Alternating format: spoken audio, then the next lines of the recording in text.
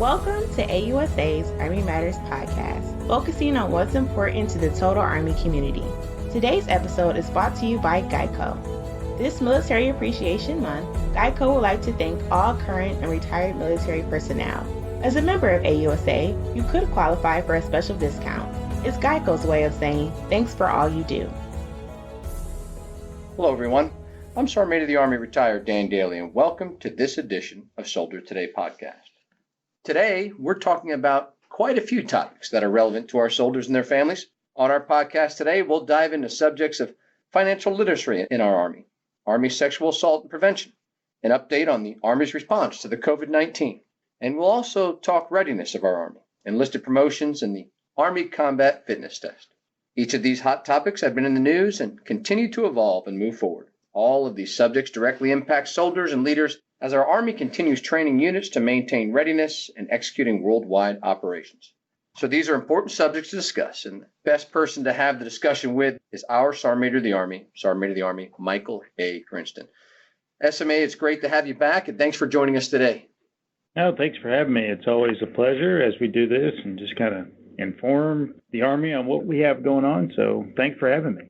Well, SMA, I know your time is precious and you're really busy, but it's important for our listeners to hear the updates straight from the top, and we appreciate you taking the time. So, Sergeant Major, in the interest of time, let's jump right in. Thanks again for joining us here. But before we dig into these important subjects, I was wondering if you'd give us a quick update on some of the key things our soldiers have been doing since the last time we talked. Well, we're pretty busy. So, still have a lot of things going on in the Army. We've got really the big ones are what we're doing with the COVID deployments. We, as the Army, had the first active duty unit that goes out to California to help with vaccines. And we call those type 1 and type 2s, type 1 being a larger. And then, they were given COVID vaccines, and the goal for one of those type organizations is 6,000 a day. And since then, all the services have deployed their active Army, Navy, Air Force, Marines out across the country to help with doing the vaccines. So we still have that going on.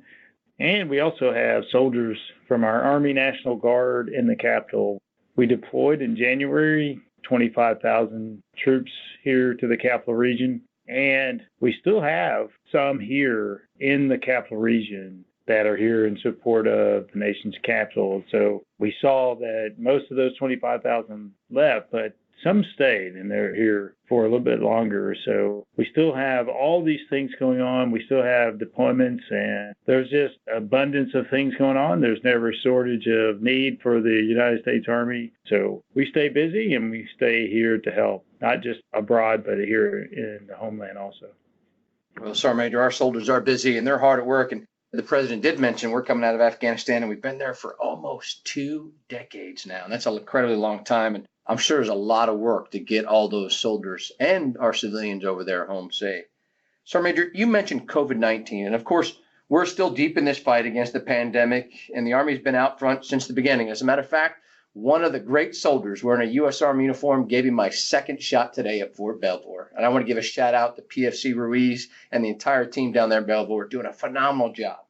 But SMA, reports have come out that some members of the military have been reluctant to take the vaccine. Can you comment on where we are with issuing the vaccine to soldiers and the importance behind vaccinating against this pandemic?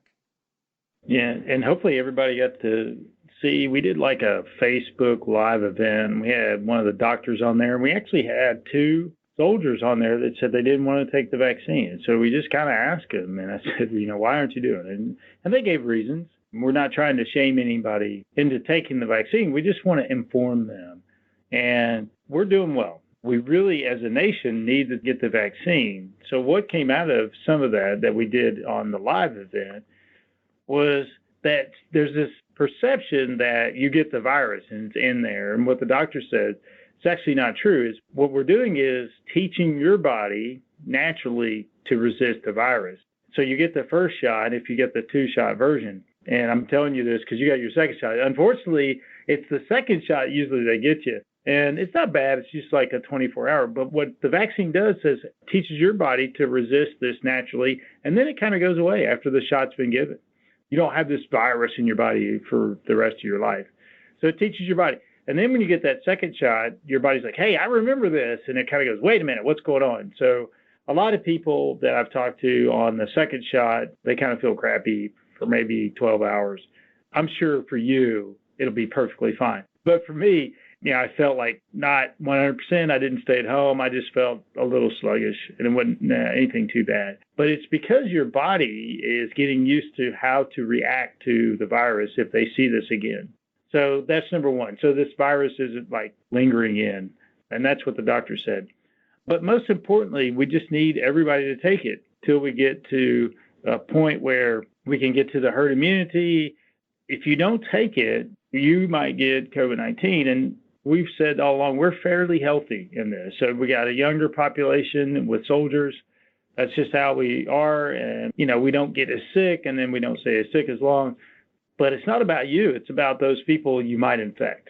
If you get it, you're asymptomatic, and then you spread it to some people because you didn't get the virus, you could really harm some other folks, and that's not just in the Army. So I'd encourage everybody, if you get a chance, to kind of go back and pull up what we did on Facebook Live, because there were some really good question and answers on how we covered on all things COVID-19. Yes, man, I agree. We all got a part in this, and you're not just protecting yourself. Like you said, you're protecting others by getting a vaccine. So you stop being a carrier, and we can rid ourselves of this pandemic and get back to the great things that we most enjoyed prior to being in this. If we could get more vaccinations, we'll actually see less of those mutations going on of the COVID. So when we have less people vaccinated, the virus is able to mutate more frequently because it keeps spreading. And the more it spreads, the more it mutates. And then that makes it harder to vaccinate from. But right now, we're seeing the vaccinations that we have are very helpful. But that's the other piece of this, is not just about protecting others. It's less mutations would cause us to go a lot faster if we have more people vaccinated, because then it wouldn't be able to go ahead and morph into something new. And that's another reason why it's really important. I just wanted to highlight that too. No, that's a very important point, SMA. I appreciate your highlighting that, because you're right. We got to kill the virus, and the best way to do that is make a resistance in everybody's body to it. SMA, I'm going to shift gears on you a lot today, and I know our listeners are going to be like, whoa, they're changing topics, but we got a lot to discuss, and I know our listeners want to hear about all these great important topics. So, SMA, shifting gears. For years, data has shown that many of the issues that arise in our lives of our soldiers and their families stem from a lack of financial well-being. And in recent years, the Army has instituted several steps to improve what we call financial literacy of our soldiers and their families. But I know that you're working on some initiatives. What's the Army currently doing to assist soldiers with financial literacy? I've said for years, like probably ever since I've been in the Army, for enlisted, I just don't think we've done well at communicating what we need to do with financial literacy and stability. And I think a lot of the things in our life would just go better if we just knew how to manage our finances better. I've really put a lot of effort into this in the last 18 months, and I'm really excited. I've been working with the folks here in the RR staff on helping us go with this. Another thing that helped us out is in the National Defense Authorization Act, they said, here's some things that you need when you need to get some financial training, initial military training, first duty station. And when you do a PCS, you need to get some financial training, promotions, when you get married, birth of a child. So first of all, is the one thing we want to do is make sure that we're following what the National Defense Authorization Act told us to do. But more important than that is that our soldiers know how to manage their finances over time. So we're starting to put this in the basic leader course. That's out. It's alive and well, and we've got that training going. And then my goal is that you will get financial literacy training all the way in all PME, all the way up to the Sergeant Major's Academy. And that's going to happen. The harder part that we still just don't have full implementation on is, when do I do that training for the birth of a child? What triggers that? We know that it says to do it, but could the system say, hey, you need to do this financial literacy training, as opposed to, I just know that I have to do it. So we still got a little bit of ways to go. I think we're going to be mostly complete with how we do this over the next 3 or 4 months, but I'm extremely excited about this because this is really important for the future of our soldiers.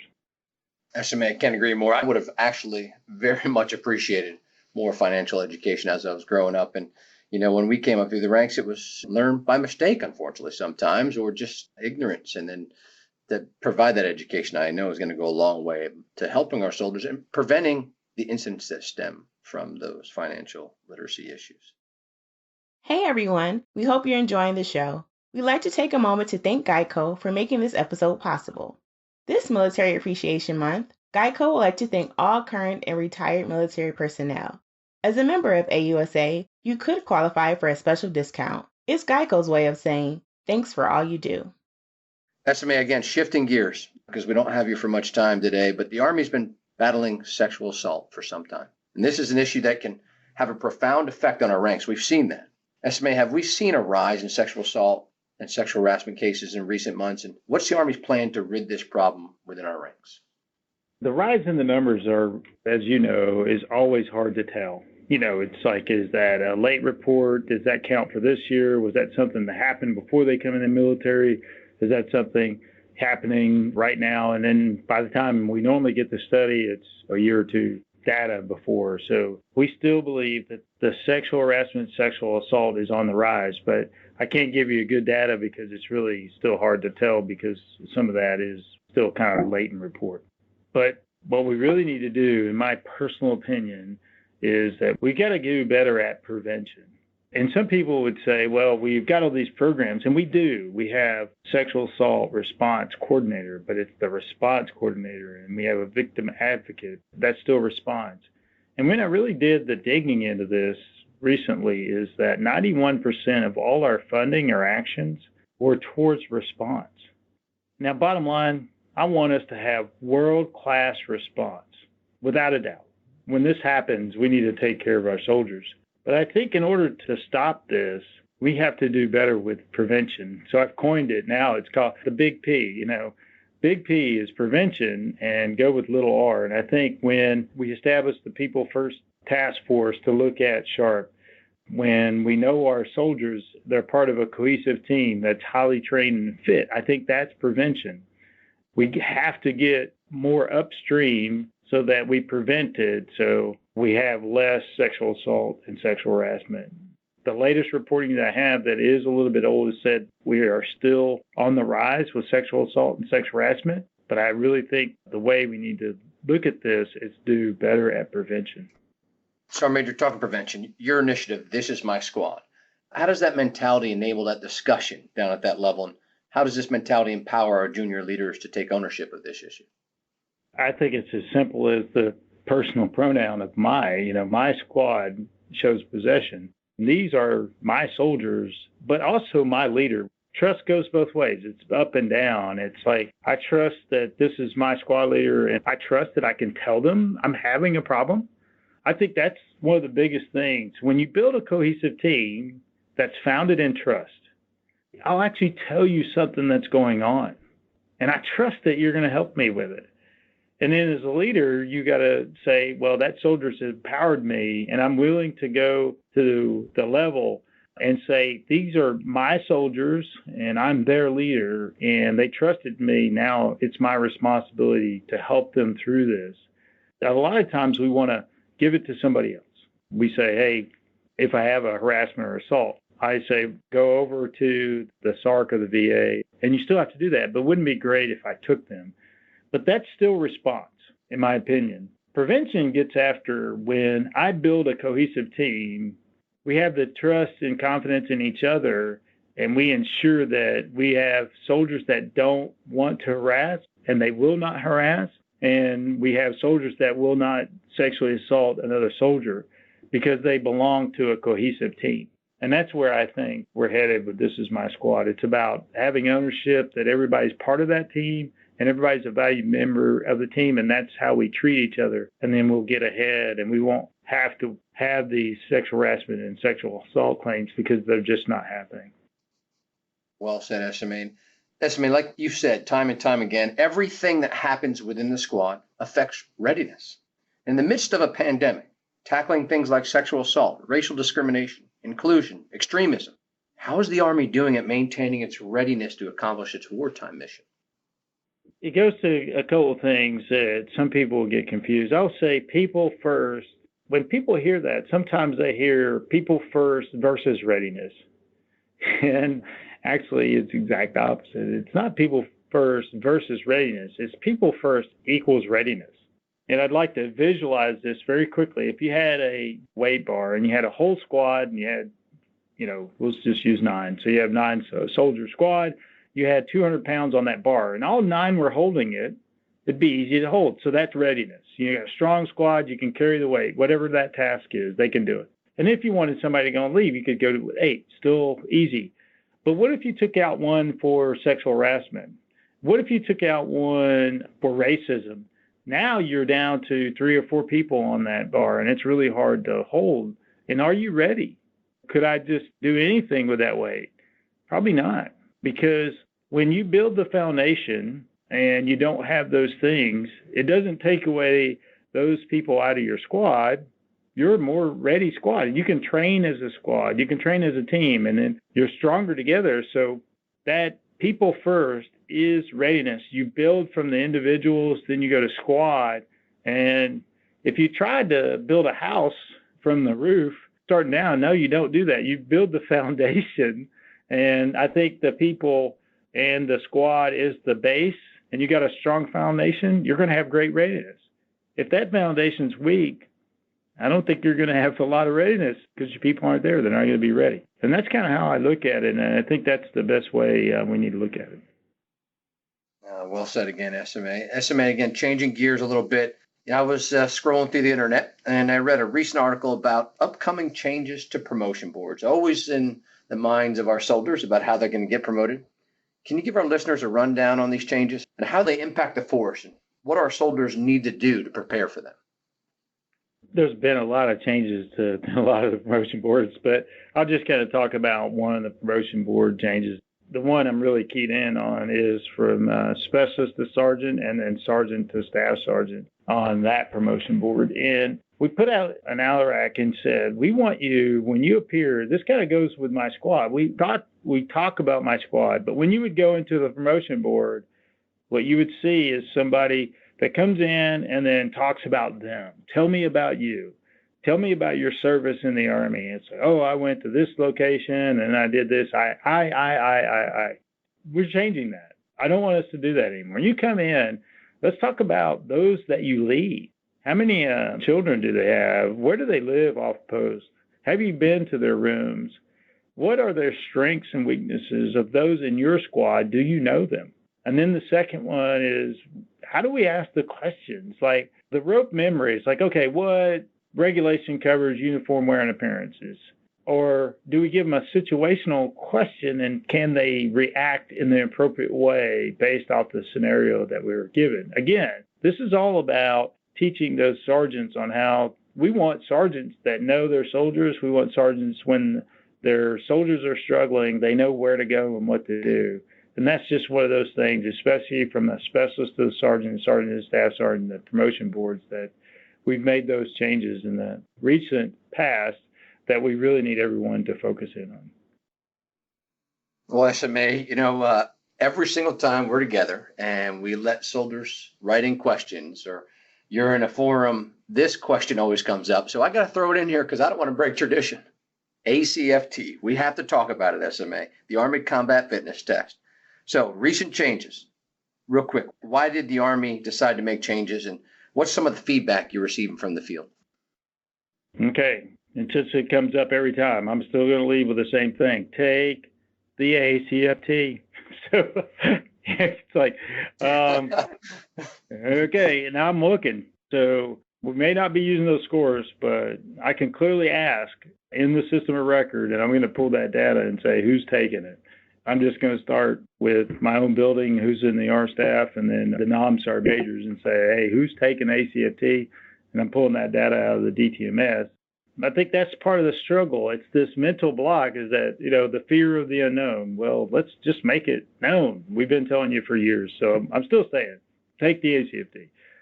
We did make some recent changes to simplify it in a couple ways. So we had version 2.0, then we just rolled out version 3.0. In 2.0, we said plank is temporary, and we just said, hey, make it permanent. It's going to be when you come up, you're going to say, hey, I want to do leg tucks or do a plank. I still believe the leg tuck is the exercise we want you to do, but you have an option. And then we were all over the place. We had bands, we wanted black, silver, gold, and we had groups. And I think for now, just simplify it. Here's what the goal is, to stay in the Army. 360, 60 in each event, 6 events. So that's still the baseline standard. This is the fitness we need. So that's the biggest thing we said. And then some people think that we changed it, still not age and gender neutral. It's actually still age and gender neutral, still one score. For those that aren't really familiar, like they forgot the APFT. So if I did 50 push-ups, and then somebody else did 50 push-ups, and then somebody else did 50 push-ups, you would get 3 different scores. So the ACFT is still, if you get 340 on the maximum deadlift, 3 repetitions, that's going to be a score of 100 points. So that actually didn't change. But how do we use that? We actually never defined it. We never said, how do we use it? And that's where people say, well, it's now got some gender in there, but the score is still the score. Well, what we said is that we're just once a year, we're going to say in October, the physical year, we're going to say, here's where you're at by your gender. Are you in the platinum group? That's in the top 1%. And then we just echeloned them there. You got platinum, gold, silver, bronze, and then green. Green is good job, you passed the test. And then if you did 50% in your group as a man, and then if you're at the top 25%, if you're in the top 10 or the top 1. Platinum being the top 1% in the Army in your gender. And then we did the same thing for the women on their side. That would be 1%. If you're in the platinum, and then gold 10%, and then echelon in the same way. So we kind of made some changes, but we could use that. So if we didn't have personal pronouns on an NCOR and you just saw platinum, you'd say, well, that person did extremely well on the ACFT. And we truly believe that over time, we'll see those bands come together. We'll see that men and women are starting to score. The differences will get closer. That's what we believe, but we need some time to do the test. I'm really confident that this is the last of the changes we're going to do, and it's just going to be take the test. We need to stabilize all the changes. I think this is it. We're still looking at March 22, meaning 1 April of 22. It is for record and for administrative means that you will take the test. So we're still on track. I'm confident we're still on that track. And we just need people, once again, we told the whole Army to take the test, and we're still there. So please, again, take the ACFT. Well, thanks, SMA, and thanks again for your time today. We know you're incredibly busy, and the Army and our soldiers are doing incredible things for this nation throughout the country and around the world. SMA Grinston, it's always a pleasure to have you with us, and we welcome to have you back. We know we will in the future. I'd like to give you the last words. Do you have any final thoughts you'd like to share with our listeners today? I really appreciate it. And, I'm still proud to be your SMA and everyone's SMA. And I remind our leaders, the focus in on our people, get to know them, bring us together. And we got to continuously do this. We got to get to know those people sitting right next to them, ask them how they grew up, ask them where they come from. That doesn't make you I've heard this term, a soft leader. It's just leadership. Knowing your folks and knowing the people that are around you, it's just good leadership. And I think the more we can do this, we'll have less misunderstandings about who we are, and we're going to be a stronger Army for it and a stronger nation. So, Dan, as always, thank you for having me, and I'm really proud to be your Sergeant Major of the Army. SMA, thank you for your leadership. And just let you know, here at Soldier Today, for every single person we have on, that's the first thing we do. We ask them to tell us a little bit about themselves in honor of what we think is important and the right thing you're doing across our Army, because people first does equal readiness. There you heard it, ladies and gentlemen, for the 16th Sergeant Major of the Army, Sergeant Major Michael A. Grinston. Our time has come to an end. To close this edition of Soldier Today podcast, all of us here at the Association of United States Army want to thank SMA Grinston for joining us for this great update on many of the ongoing initiatives across the Army. As Army alums, I can say from all of us across the country, thank you and all you do, and our soldiers for what they do every single day. Thank you for continuing the proud traditions of our Army that makes us the greatest land force in the world. To all our listeners, thanks for joining us. Be sure to subscribe to the Army Matters podcast on iTunes and everywhere podcasts are found. The Army Matters podcast series is brought to you by the Association of the United States Army, the U.S. Army's professional association, member-supported, Army-connected. Visit us at AUSA.org for more information or to become a member. Your membership helps AUSA continue to carry out its mission to educate, inform, and connect with the total Army, our industry partners, and our supporters of a strong national defense. For questions or to provide topic recommendations, email us at podcast@ausa.org. Have a great Army Day. Hua.